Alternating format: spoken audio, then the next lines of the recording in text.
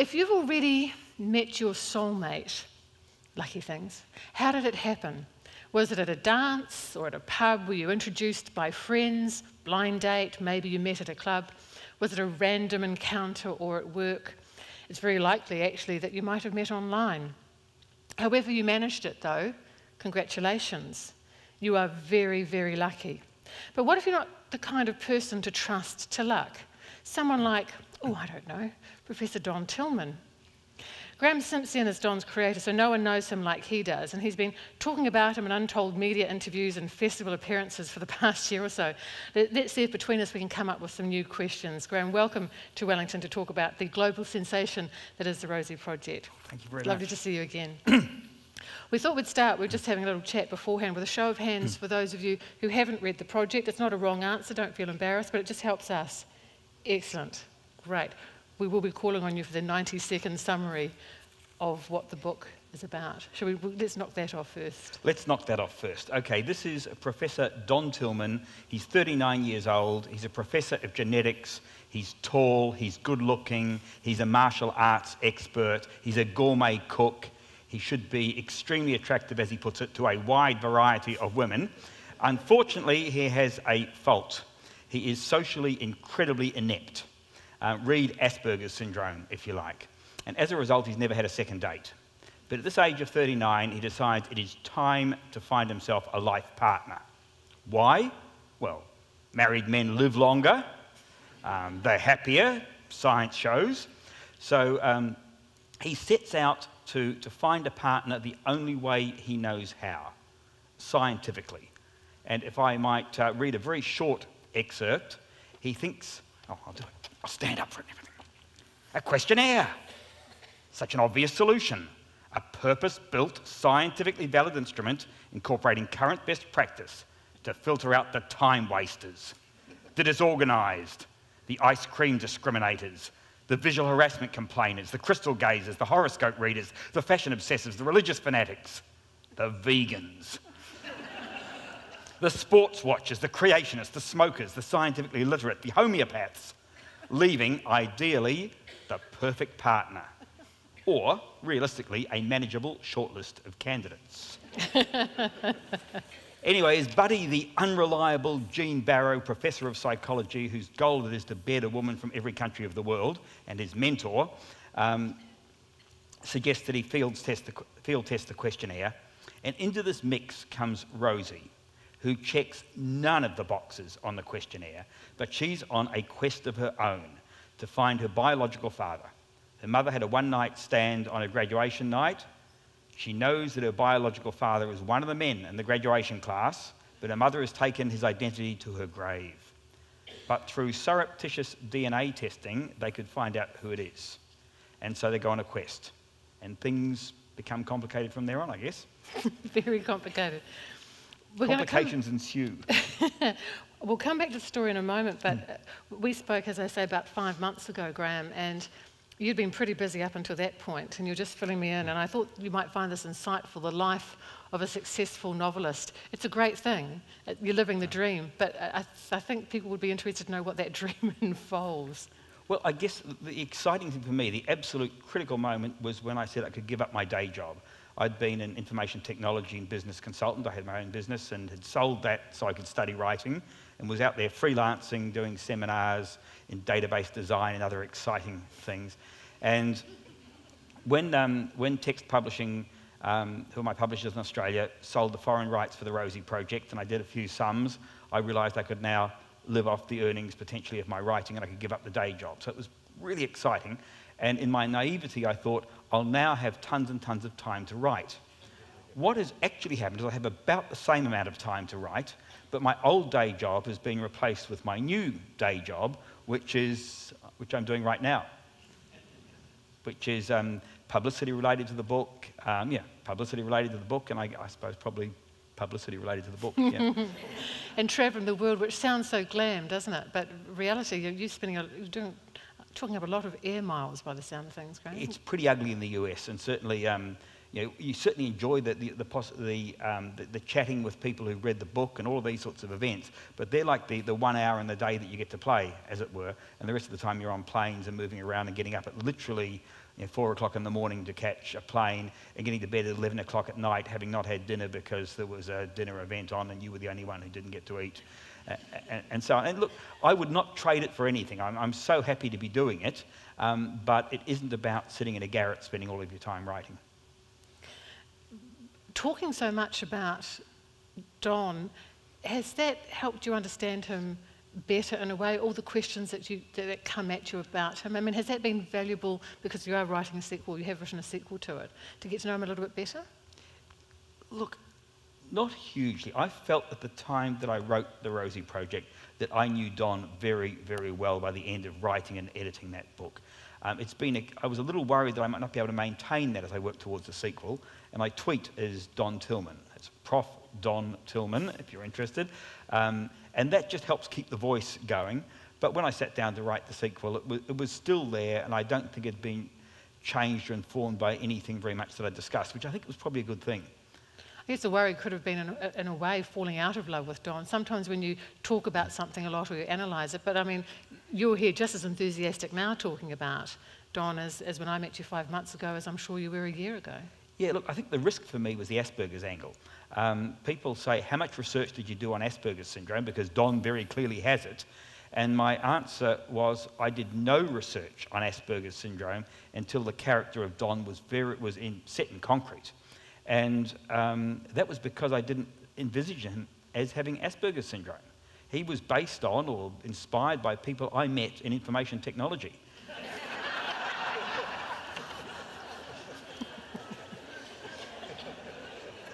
And I used to be cute about this. People would say, has Don got Asperger's? And I'd say, I'm not a psychologist. I haven't really, although I started to do some reading and so on. But who am I to judge? He's a fictional character. He's just this guy. And eventually I sat down with Tony Attwood, Professor Tony Attwood, who's one of the world gurus on Asperger's syndrome, and he said, Graeme, Don has Asperger's syndrome. So Don officially has Asperger's syndrome, but he didn't come out of a textbook, and I think that's one of the reasons that he's relatable in many ways. He's not a bunch of symptoms turned into a person, he's a bunch of persons turned into a person. So what my biggest fear, I think, to get back to your question, was that now I know quite a lot about Asperger's syndrome, just because I've spoken to Asperger's groups, all that sort of stuff, that I would start pushing aspects of Asperger's into Don's character because it felt cute to tack them on. You say, oh, people with Asperger's often do this, maybe I'll make Don not wear socks or something like that. And that was the thing I had to be very careful not to have Don infected by. When you've been talking to groups of people with Asperger's, and of course there's aspects here in the book, I think you're going to read one in a moment, what response have you got? Because you must have been slightly anxious about that. Whenever somebody writes about something outside of their area, whether it's cultural or, it's a risk. Well, there's two things there. I wasn't slightly anxious. I was very, very anxious. And what makes you think it's out of my area? I'm usually accused of the opposite, So, Graeme, do you have Asperger's? And I mean, there is that whole thing that you're allowed to tell Jewish jokes if you're Jewish, and so on.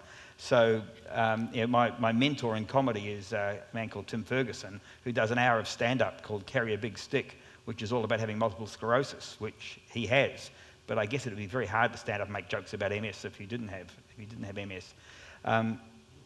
But the response, I was very worried about the response from the Asperger's community because we are laughing sometimes at Don's behaviour. Let's not kid around here. And I put it, I justified it to myself morally. I felt I was doing the right thing ethically, but that doesn't mean people will respond that way.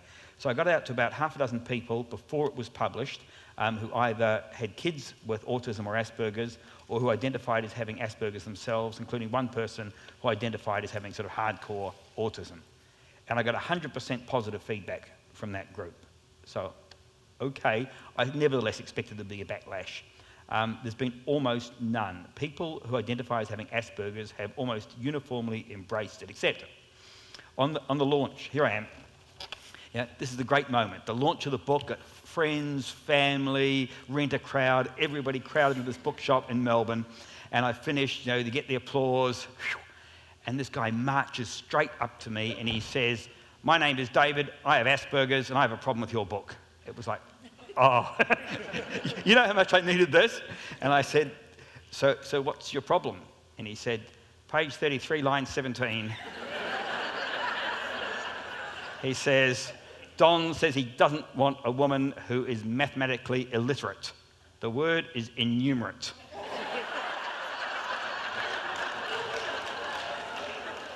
And the punchline for me was he said, Don Tillman wouldn't make that mistake.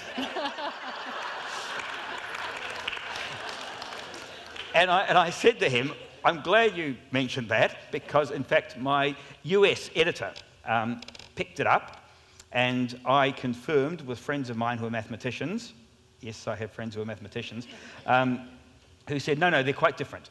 Innumerate means that you can't add up and do sums. Mathematically illiterate is something you mean more broadly to mean some idiot who can't do calculus or whatever it might be. And I explained that to him. He said, oh, excellent, he said, I'll take 3 copies.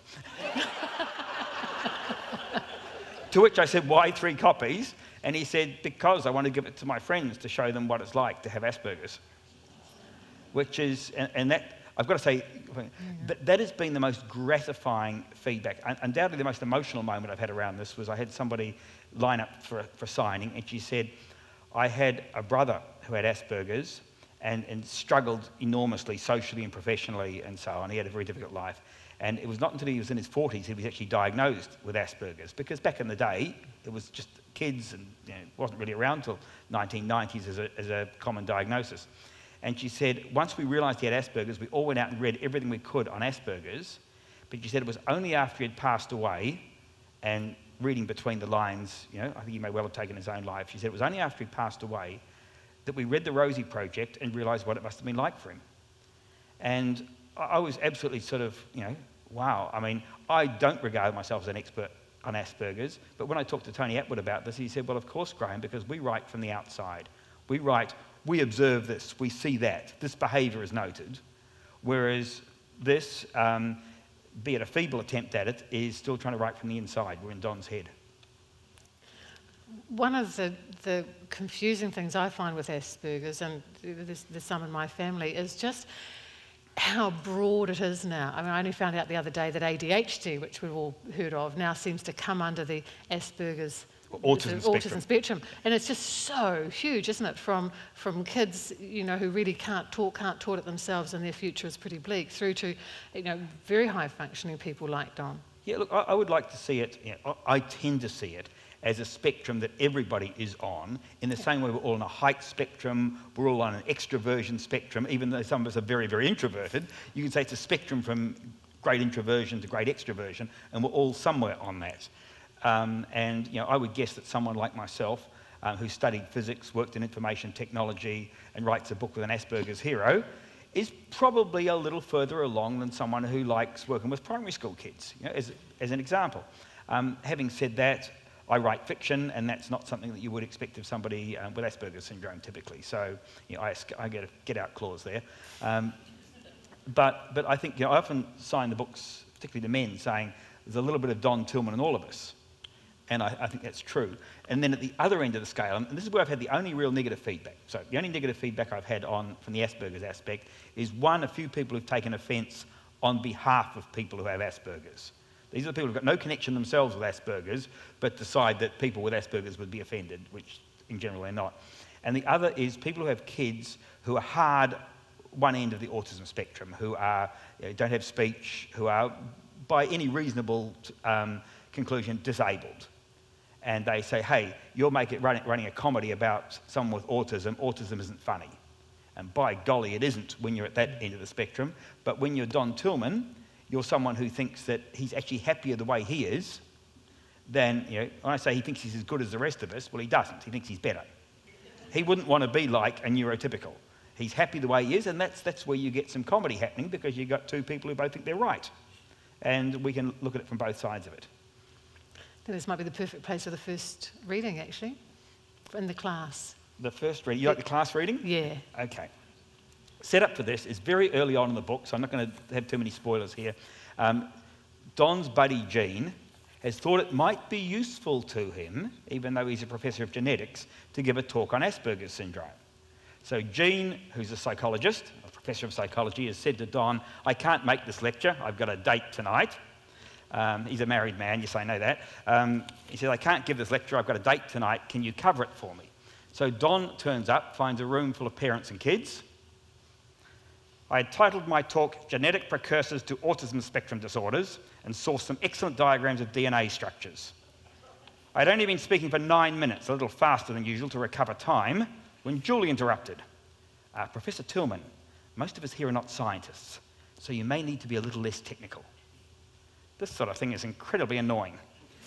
People can tell you the supposed characteristics of a Gemini or a Taurus, and will spend 5 days watching a cricket match, but cannot find the interest or the time to learn the basics of what they, as humans, are made up of. I continued my presentation as I had prepared it. It was too late to change, and surely some of the audience were informed enough to understand. I was right. A hand went up, a male of about 12. You are saying that it is unlikely that there is a single genetic marker, but rather that several genes are implicated. The aggregate expression depends on the specific combination. Affirmative? Exactly. Plus environmental factors. The situation is analogous to bipolar disorder, which Julie interrupted again. So, for us non-geniuses, I think Professor Tillman is reminding us that Asperger's is something you're born with. It's nobody's fault. I was horrified by the use of the word fault with its negative connotations, especially as it was being employed by someone in authority. I abandoned my decision not to deviate from the genetic issues. The matter had doubtless been brewing in my subconscious, and the volume of my voice may have increased as a result. Fault? Asperger's is the fault? It's a variant. It's potentially a major advantage. Asperger's syndrome is associated with organisation, focus, innovative thinking, and rational detachment.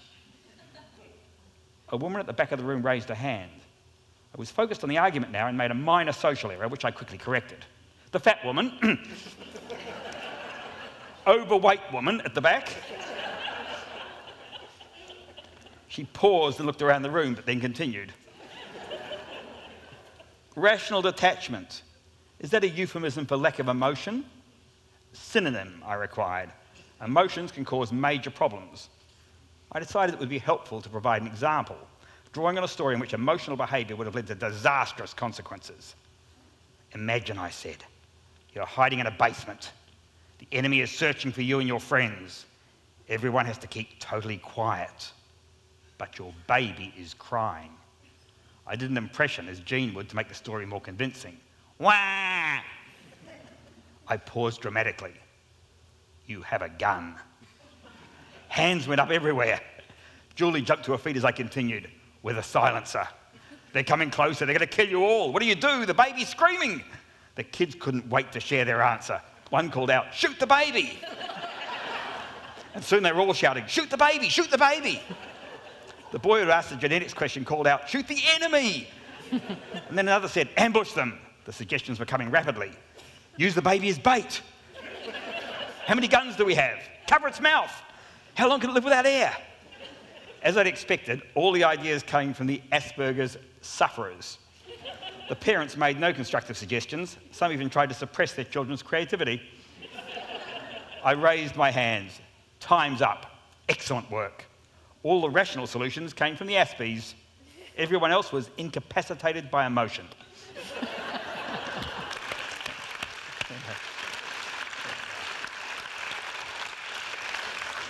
It got me thinking what life would be like if everyone told the truth, which essentially is what Don does. He's not a deceiver. He says things as he sees them. It would be a very different world. When I was reading this, I actually was thinking how many times in a day I don't actually tell the truth because of social norms or to get out of difficult situations. Not in my day job as a journalist, obviously. Yeah, that was a question? It was sort of a question. It was an observation and a question. But that's one of the things he actually tells the truth, as he says it, doesn't he? Worse than that, he doesn't have a filter on, and he doesn't have one of those sort of 9-second delays or whatever you have on the radio. Yeah. So there's something that says, should I actually make this observation? The fact that it's a fat woman at the back of the room, that's true, but it's not necessary to the conversation. But there's no filter. Out it comes. Oops, maybe I shouldn't have said that. on he goes. But in a way, I mean, is he judgmental or not? When he's assessing, one of the things he assesses is the BMI. That's very important to him, isn't it? The body mass index. I noticed when he was describing people that would come in. But I didn't get the sense that he was being judgmental. It was more a case of health or not. Do you know what I mean? Well, look, I think there's a tendency to fall in love with Don Tillman and idealise him. I think he is judgmental at times. I think he's ridiculously judgmental about the sort of woman he wants. He says he doesn't want someone who's this, he doesn't want someone who's that, and so forth, and he actually has to get over that judgment. He's got some very firm ideas about things. So, as I say, I find that people are inclined to romanticise Don a little bit. You know, truth teller, wouldn't it be wonderful if we were all truth tellers? Well, actually, no. You know? There's all sorts of well, let me step back. Don Tillman would say, yes, it would be. If we were all truth tellers, probably true. But if some of us were, a larger number were, we'd probably cause a lot of pain. And that's what happens with Don. Don's in a minority. If the whole world were Don Tillman's, as he would observe, society would function very nicely, thank you very much. But they're not, and there's clashes between the two different ways of thinking. Must have been an interesting space, Graeme, in that you've been talking about the Rosie Project, and we're going to talk about, I'd like to talk where the movie's at, because 5 months ago it was looking very good, the screenplay, and you've also been working on Don Tillman, the sequel, you know, the Rosie Project, the sequel. So can I ask first of all about where the movie's at? Because when I was rereading it, I thought this is just made for it, really. Okay, well, look, the history of the Rosie Project is that I wrote it originally as a screenplay, basically because I didn't think I was good enough to write a novel, but I thought maybe I could be a screenwriter. So if there's any screenwriters out there, please don't feel terribly put down. But a novel, you know, in some ways, a novel is a complete thing. A screenplay is a template to make a film, in which a lot of other people still have to add their creativity. It's a slimmer sort of thing, and it doesn't require the same powers of description or use of prose, which I didn't think I had. So I enrolled in a screenwriting course, and my project over several years was what became, after a lot of changes, the Rosie Project. And then I decided that maybe writing a novel wasn't going to be so hard after all, because I had jumped the hurdles of having plot, characters, a bit of dialogue, plus I had about 30 years more life experience and writing experience than I had when I first decided I couldn't write a novel. So I had to go. I wrote it as a novel, and as they say, the rest is history. That's the novel. But then Sony Pictures optioned the novel as to be made into a movie, and it was sort of interesting. I had a conversation with my agent. He said, Graeme, they'll get one of the best screenwriters in Hollywood to adapt your novel. And I said, you know what? In my back pocket here, I happen to have this screenplay I wrote. And I remember what he said to me. He said, that's very sweet, Graeme, but one of the best screenwriters in Hollywood will adapt your novel. And I said, love me, love my dog. You want the novel? Think about the screenplay. And they had a look at the screenplay and said, oh, it's not so bad. Oh, it was my life's work. It was the big deal. I'd spent a lot more time in the screenplay than I spent on the novel, in fact, in the first instance. But so they said, okay, you can do that. So I submitted the official first draft of the screenplay just before Christmas. So it's in the system at Sony. I can say here, studios are very conservative. They will option any book that publishers have paid a lot of money for, that looks even half like it can be made into a movie, because then it's there on the shelf. That's a reasonably safe decision. It didn't cost them all that much compared to actually making the film. It sits there optioned, and then if the book happens to be a success, then they can revisit it. So they were waiting for the next stage, which was very clearly, would it ever make the New York Times bestseller list? And that would be the cue for them to pull it off the shelf, blow the dust off, and get working on it. Well, a few weeks ago, we made the New York Times bestseller list. I think we've had 7 weeks in there. We are not a New York Times #1 bestseller. We made #2. So we hit #2 on the New York Times bestseller list. We sold a couple of 100,000 copies since its publication in October. So it's travelling pretty well in the US. And I'm just waiting for everybody to wake up after the Oscars and get moving again. Would you hope to be, when it goes ahead, very confident that it will go ahead, would you hope to be hands-on? I mean, would you hope to have a say in things like casting? Is that important to you? Yeah, look, I have no contractual right to anything other than 2 drafts of the screenplay. That's essentially what I'm entitled to. At that point, they can bring in another screenwriter. This is the way it works. I would still have rights to credit and those sorts of things. I'm being paid, obviously, for my screenwriting work. But in real life, you have rights, and then people have a look at you and say, is he going to be useful? And my background is not in... What they hate about novelists is that the novelist is generally going to want to protect the integrity of their novel. The thing that, people say, oh, isn't that wonderful that you'll be involved because you can make sure they don't change a thing. And boy, let me tell you, if that was my attitude, I'd be out the door on day 2. Because, as I've learned through my screenwriting, film and book are different media. What works in a book might not work so well in a film. You want to tell the same story in a film, you may want to tell it in a different way. It's a collaborative thing, lots of people involved. I think fortunately, so far it's gone very well with Sony because I brought a sort of consultant's view to it which says, I'm a collaborator. We're all working together on this, how can I help? And at the moment, I think the relationship is such that they will talk to me about all the issues around the film, and certainly are doing so at the moment, which is very flattering, but they're under no contractual obligation to do so. In an ideal world, who would you cast? Here we go. I have to tell you that the single most common question I get asked at these sorts of presentations is, who would you cast? And look, I actually have a professional role in this, so it's not really appropriate for me to say who I would pick. But let me give you a broader answer to the question, which is, I would love to be surprised. I think of Russell Crowe in A Beautiful Mind. Who would have thunk it? Would you or I have cast Russell Crowe in A Beautiful Mind as John Nash? I don't think so. Maybe you would have. It was an inspired casting choice, and that's Oscar territory. And I would just love to see somebody who I'd have thought, whoa, and then blow my mind at what a fantastic job they did. It's one of the great joys, I'm trying to remember the name of the film, but I saw a film where John Kerry and Kate Winslet were there, and she was the sort of the ditz, and he was the serious, deep one. Terrible Secrets of something mind. Sorry, from the audience?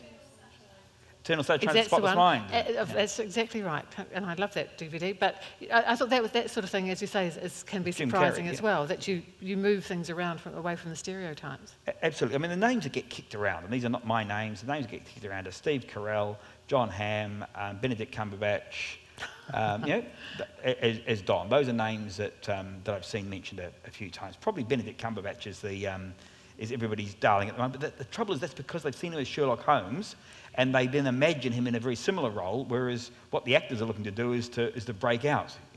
So people would say, Benedict or Bradley Cooper. Yeah. Oh, yeah. But then you've got Bradley Cooper and Jennifer Lawrence, and it looks an awful lot like Silver Linings Playbook, and where the characters are not a million miles away. One of them is struggling with mental issues, the other one has got issues in her personal life that are more environmental. And do they want to do that again? You're right about Sherlock Holmes, because just the other night I was watching the new series that's just come on screen here, and I guess you could look at Sherlock Holmes and pick up Asperger's traits in terms of his listing and analysis. When he sees somebody, he sums them up very quickly, as Don does. Yeah, he's not exactly average, but that's what makes character. We don't particularly want to read about average characters in books. Yeah. Notwithstanding what some writers think. And I was going to ask you a little bit more about the sequel. I'm astonished you've had time to write it, given you've been spending a lot of your life on trains and planes and automobiles. But how's that gone? Really well. I'm really, really happy with it. For me, it was a change from doing this as a hobby to doing it professionally. So the hobby, I had years to just take as long as I liked doing it, and then suddenly it was, okay, there's 12 months here to get a piece of work done. And I was happy, and I'm happy that the creative output is at least as good over that year of focused work as it was when I was messing around with it. So I'm happy that I've learned the skills, I've learnt the craft, and my feedback from my editors has been, they will make suggestions, doubtless, but has so far been really positive, and of my test readers, so I'm really happy about it. When might we see it on the shelves? Well, the person to ask is Michael Haywood, who's the chief executive at Text, who's just hiding incognito in the audience. But I would hope, Michael, jump up if I'm wrong here, but I would be thinking it'll be out comfortably in time for Christmas and perhaps sort of early October. Yeah, even late September. Even late September. Whoa. I was giving you some wriggle room, Michael. He's taken that up now. He said late September. You heard it from Michael Haywood Text, late September. But they talk about They'll go easy on the writer's edits just to get it done in time. That's right. Not that it needs any touching up at all. The difficult second novel is a syndrome that's talked about quite a lot. Maybe it's different when you're doing a sequel to, having a one book that doesn't have a natural sequel, so you're writing something else. But did you find, what have you learnt from the first novel that's, I don't know, potentially helped you with the second? Well, let me just say that I've got 2 more drafted, so I'm feeling pretty comfortable at the moment. I actually, in the rush of adrenaline that followed actually finishing one, I thought I got a couple of other ideas that are in my head, so I did what is crudely called a vomit draft of each of those, and just got the sort of 70,000 words down on paper and said, okay, I'm confident that given 3, 6, 9, 12 months to polish those, that they would be pieces of work of a similar calibre to the Rosie project. So I felt beautiful. I've got stakes in the ground. For me, the most important thing is planning. There are 2 sorts of writers. One says that they plan their novels from the start. They know how it's going to end, or at least how they think it's going to end. They know, broadly what the sequence of events is going to be. They plot it out first. And there are others who call themselves pantsers because they write by the seat of their pants. They say, don't know what I'm going to do. I don't even know what my first sentence is going to be. I'm going to sit down and let the muse strike and let my characters take me where they will take me. Nobody else in the world works like that. Only these special pantser writers. And I have a pretty strong view that my way is the better way. And having said that, I would say if you are out there and you are a seat of the pants, right? Eleanor Catton, if you are out in the audience and you write by the seat of your pants, please do not let me discourage you, okay? Elizabeth Gilbert, same thing, okay? That's just fine. But if you are an aspiring writer and you are writing by the seat of your pants and you are stuck about a third to a halfway to maybe a third to 2/3 of the way through the book, and you've run out of ideas and energy, then it's not about what pair of lucky socks you're wearing or the right environment or the latest creativity techniques or yoga or any of those things. I would suggest you try having a plan. Now, it's going to get you to do a second reading. I want to make sure we get that in. Graeme, would you entertain us with another reading from the book? Well, I'll do my best to entertain, but I can certainly read. This is Don. This will be a short one. This is Don, who's field testing his questionnaire. He's tried it at one of these dinner for 8 functions. He's then taken it to a singles party. My final non-internet option was speed dating, an approach I had not previously tried. The venue was a function room in a hotel. At my insistence, the convener disclosed the actual start time, and I waited in the bar to avoid aimless interaction until then. When I returned, I took the last remaining seat at a long table opposite a person labelled Francis. Age, approximately 50. Body mass index, approximately 28. Not conventionally attractive. The convener rang a bell and my 3 minutes with Francis commenced. I pulled my questionnaire out and scribbled a name on it. There was no time for subtlety under these circumstances. I sequenced the questions for maximum speed of elimination, I explained. I believe I can eliminate most women in less than 40 seconds. Then you can choose the topic of discussion for the remaining time. But then it won't matter, said Francis. I'll have been eliminated. Only as a potential partner.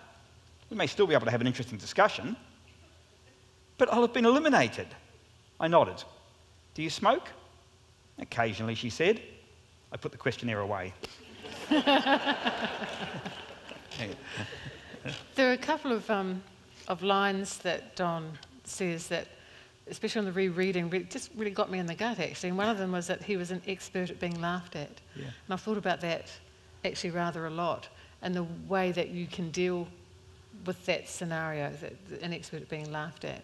And he says it very matter-of-factly, doesn't he, in the book? He doesn't seem to say it with any regret or tears in his eyes or anything like that. Well, look, I have a certain amount of experience with that myself, and I think that anybody who's been at some stage in their life awkward socially, a fish out of water, be they a New Zealander, as I was moving to Australia when I was 12 in a class where everybody else was a couple of years older than me, you're a little bit of a fish out of water.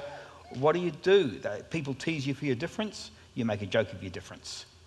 And you become perhaps the class clown, or you exaggerate your local accent. You do all those sorts of things. I think most of us have probably done it at some stage. And Don finds that that's his way of smoothly moving through society, and he's actually come to exaggerate some of the traits that we associate with Asperger's. So rather than people sort of pushing him in a direction towards conformity, he's actually being encouraged in a direction towards not changing those behaviours and, in fact, emphasising them for effect.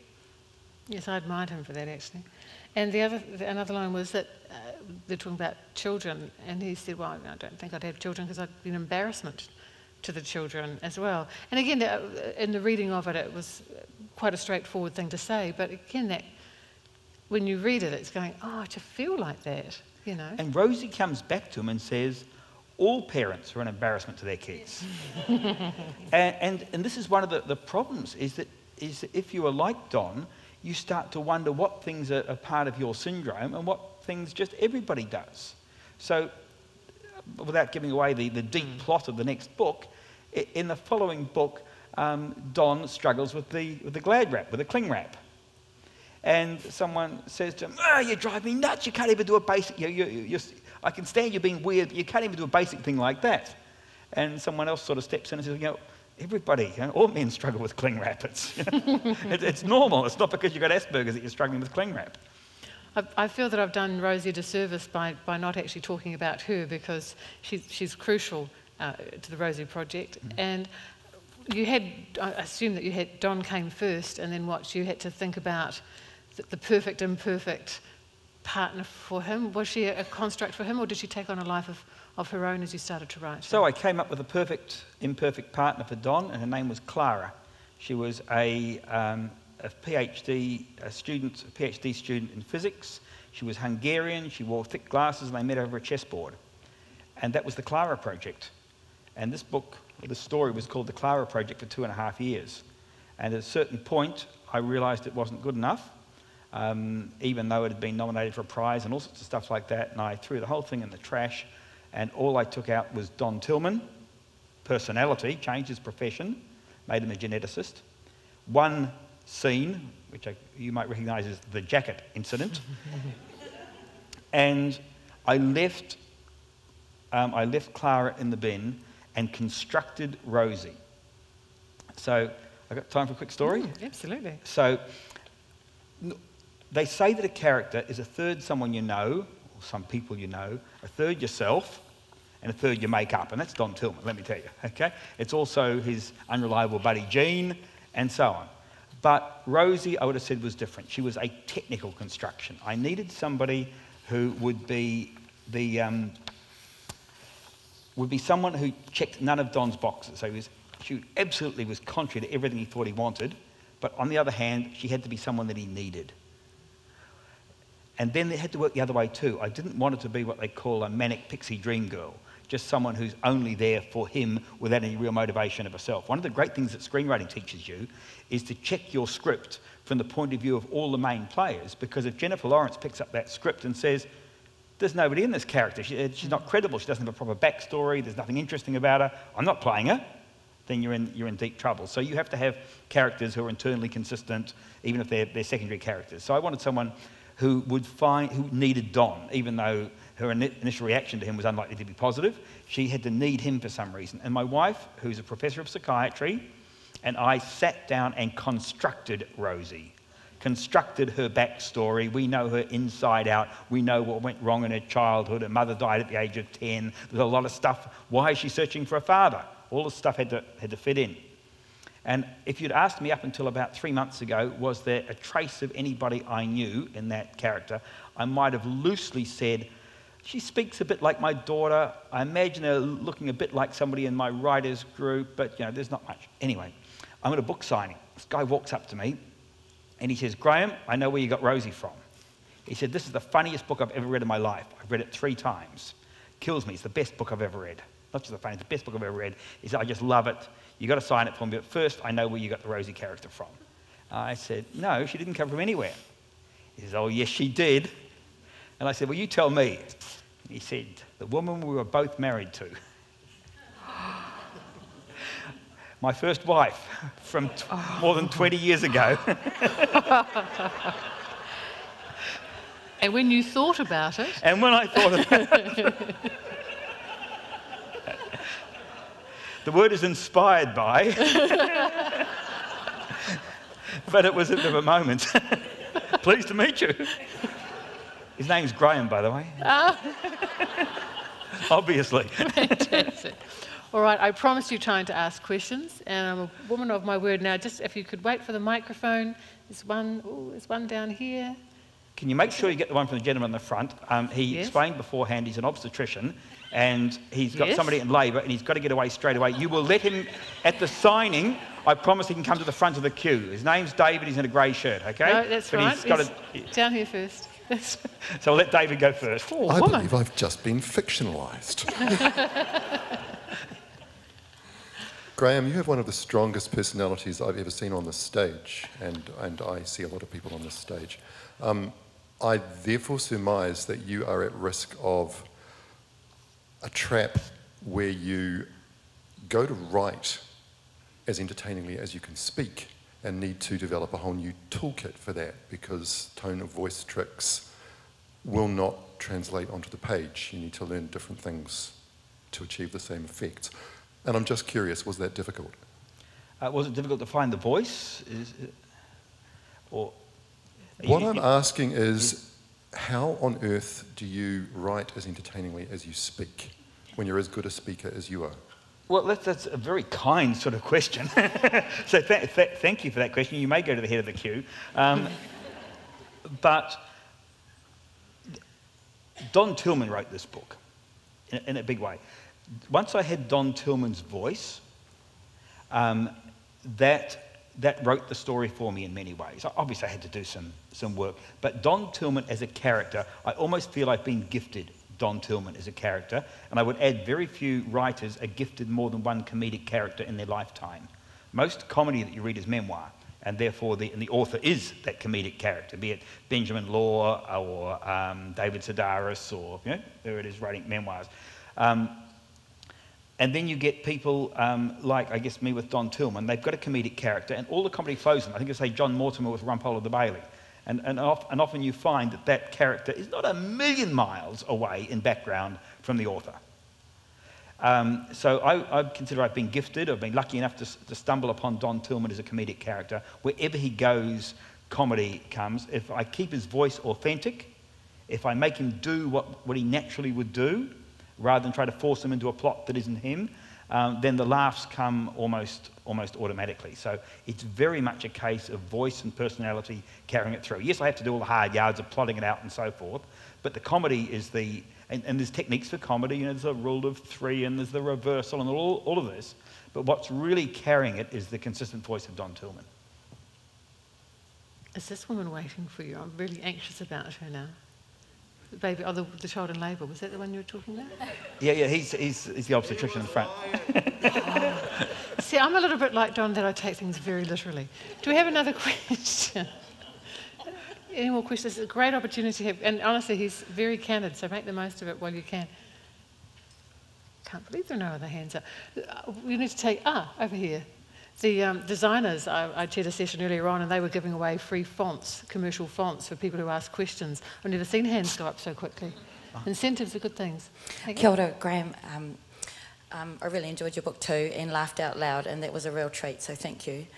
I was just wondering, and perhaps you've answered this already, how do you keep yourself authentic to what it is that you set out to do when you begin?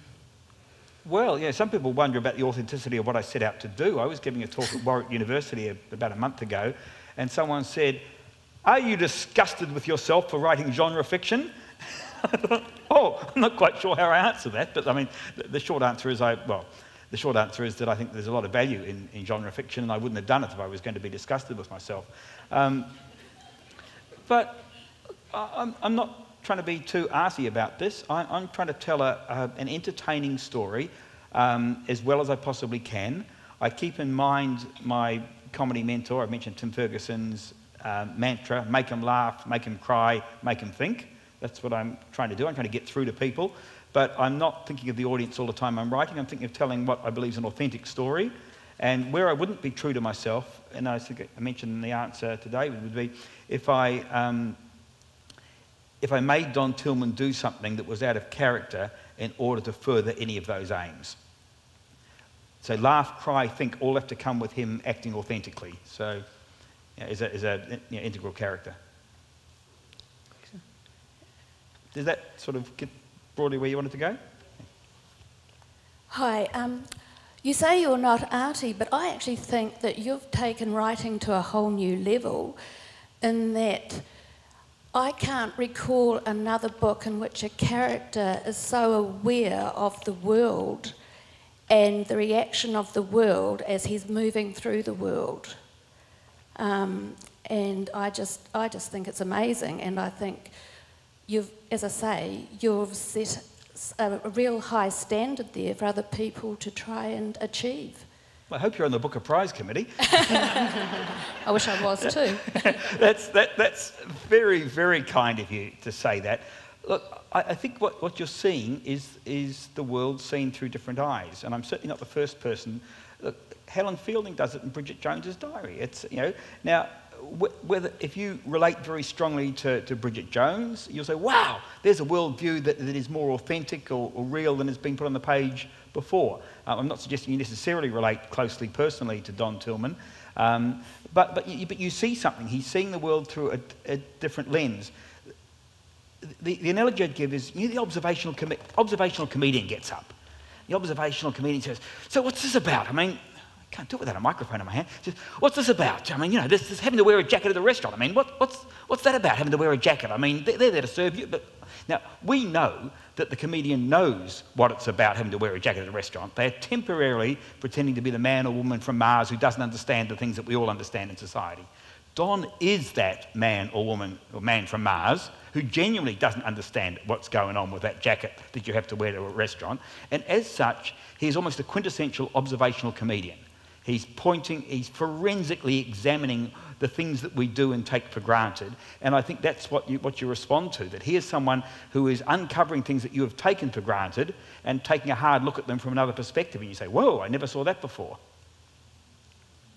Does that sort of go in the right direction? No, I think it's even more than that. I think most people, most characters are like protagonists, but in this case, there is something about the interaction of the world and your main character that is actually like, well, I mean, like life really is, that you do actually either change your behaviour or modify it, and all the time you're going through life, you are actually aware of other people's feelings, reactions to you, etc. But I can't, as I say, recall another book in which it has been so much part of the actual writing.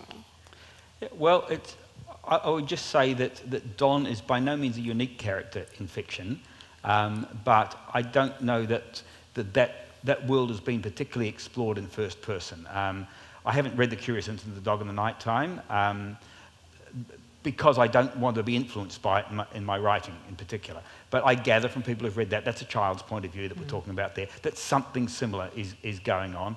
But I just guess the guy with Asperger's, and there's a lot of people in the world who have that viewpoint, writing as first person hasn't been done a whole heap.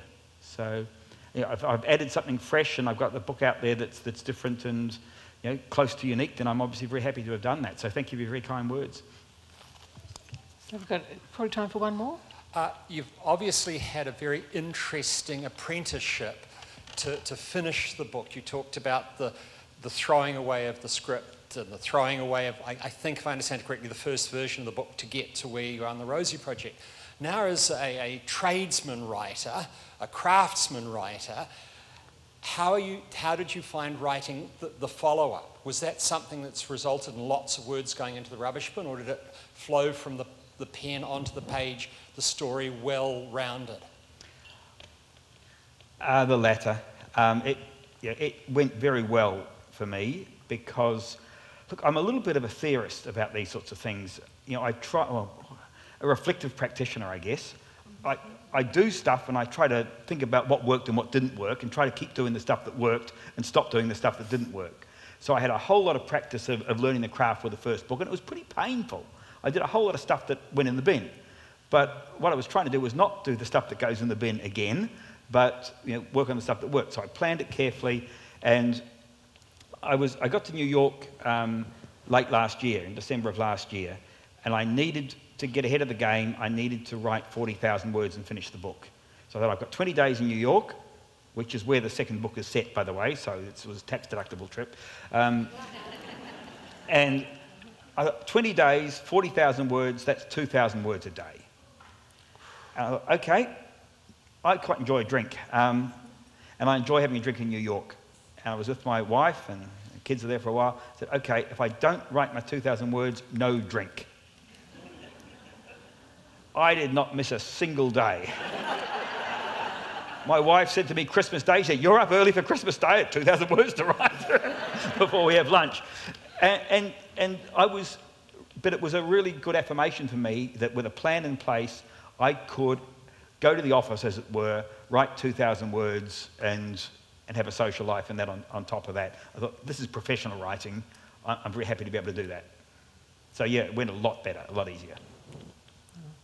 Any more questions? Last chance. If you're too shy to share them, of course you will be able to talk to Graeme quietly at the book signing table. Oh, one more.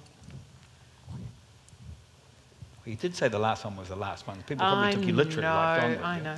If it's not too personal to ask, how does the family cope with the success of your novel and the creation of your characters? Well, they're probably more comfortable with my success than my wife's, because my wife writes erotic fiction for women. So they won't even read her stuff. They're too scared of looking. And she just recently written a mainstream novel and got a contract for that, so everybody's relieved. But look, they don't see themselves in any of the characters. I mean, there's an amusing thing around Don, because people say, I actually say to Anne, my wife, I say, Don's a third me, you realise? She says, no, Graeme, you're kidding yourself. I'm a psychiatrist, I'm a professional in this field, you are nothing like Don. And my kids say, you are so Don. So it's what we want to believe. But they're obviously, I mean, the only difficulty in some ways it was my wife has been writing since she was 8 years old, and so here I was suddenly, although she'd published a number of erotic fiction books, here I am suddenly having an international bestseller, and that was a bit sort of, and I said, what do you want to do with the money? And that sort of focused her mind a little bit differently, and it was okay. Graeme Simsion, it has been a pleasure and a wild ride, as always, having a conversation with you. And now Graeme is going to the Unity bookstall in the foyer to sign books. And as I say, if you haven't wanted to share your question with everybody else, that's fair enough. I'm sure you can whisper it in his ear at the signing table. Graeme, thank you very much for coming along and taking time. Can't wait to see the movie, can't wait to read the sequel. If you guys could just remain seated just for a moment, just to give us a bit of a head start to get Graeme to the table, and join me please in thanking Graeme Simsion for the Rosie Project.